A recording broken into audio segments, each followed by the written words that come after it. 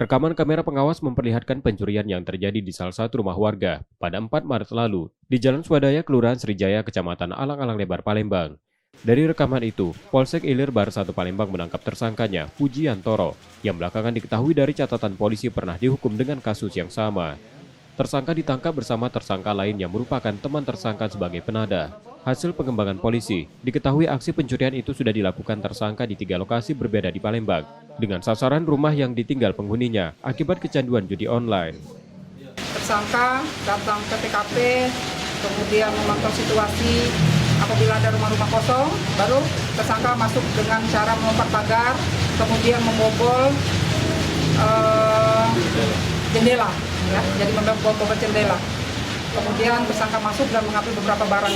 Tersangka yang kita amankan ini memang sudah merupakan residivis, kemudian juga spesialis bongkar rumah. Jadi ada beberapa TKP yang sudah pernah dilakukan oleh tersangka ini.